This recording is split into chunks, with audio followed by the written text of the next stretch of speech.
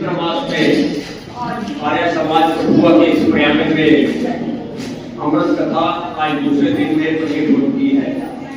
व्यास गद्दी पर सुशीली गायत्री देवी जी विराजमान है। एक बार जोरदार तालियों से उनका अभिनंदन। श्रीमती नीलम शर्मा जी और श्रीमती आशा जी ने बड़े ही सुंदर भजन हमको सुनाए, हम इनके अति धन्यवादी हैं। कल देवी जी ने पहले दिन की हमें बड़ी ही सुंदर कथा सुनाई और बड़े ही मधुर और भावपूर्ण भजन आपने हमें सुनाए। अब मैं आर्य समाज के प्रधान श्री विष्णु भारती जी से निवेदन करता हूं कि देवी जी को फूल माला डालकर उनको सम्मानित करें।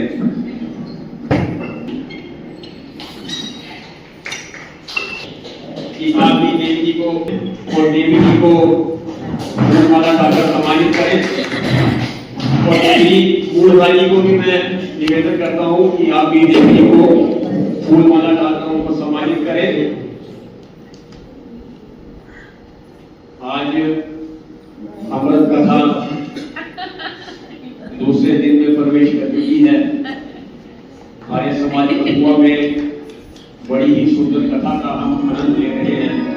अब मैं देवी जी से निवेदन करूंगा कि अमृत कथा दूसरे दिन की आज का शुभारंभ करें।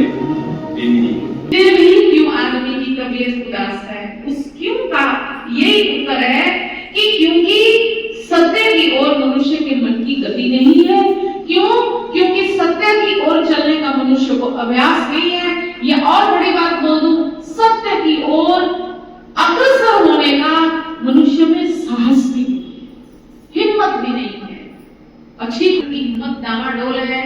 ठीक उसी प्रकार जिस समय स्वामी श्री दयानंद जी अपने सिद्धांतों को, अपने मूल्यों को समाज में कह रहे थे, और ऐसा कहूं आचार्यों से जब सीधी बातचीत, जब सवाल जवाब कर रहे हैं तो कहीं माथा चोर है, मटकी फोड़ते हैं, वस्त्र चुराते हैं, यही तक सीमित है।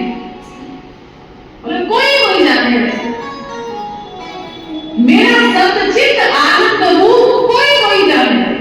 ये सबके विषय की बात नहीं है कि कृष्ण क्या कहते हैं और कृष्ण क्या कर रहे हैं और किस प्रकार उलझे हुए अर्जुन को मार्ग दिखा रहे हैं। यहाँ तक तो कोई पहुंचता है, बाकी सारे वही टिके हुए हैं कि भगवान कहीं ऐसा आता है सत्यार्थ प्रकाश में कि आचार्य लोग कहते स्वामी जी आपको हमारी बात समझ में नहीं आ रही है।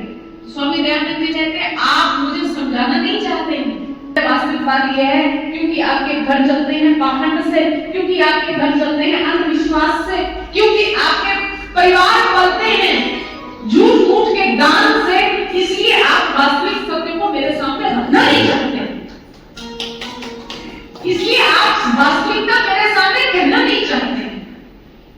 सबको मौज आ रही है, सबको आनंद हो रहा है, कृष्ण नाच रहे हैं, कृष्ण वस्त्रों का हरण कर रहे हैं, कृष्ण माखन चोरी कर रहे हैं, सब इतने में आनंदित है, इतने में सब खुश हैं, इतने में सब टिक गए। लेकिन कृष्ण वास्तविकता से परिचय नहीं होगा तब तक सुख कैसे होगा, तब तक आनंद कैसे होगा, तब जीवन का रस कैसे आएगा? उपनिषद तो कहते हैं रसो वैसा, कैसे जीवन का रस आएगा? झूठ में रहते रहते झूठ का इतना अभ्यास हो गया है कि महाराज सच्चाई से मुंह छुपाता फिरता है इंसान। और इसीलिए कहा कि समान सारे ऐश के दौलत भी पास है,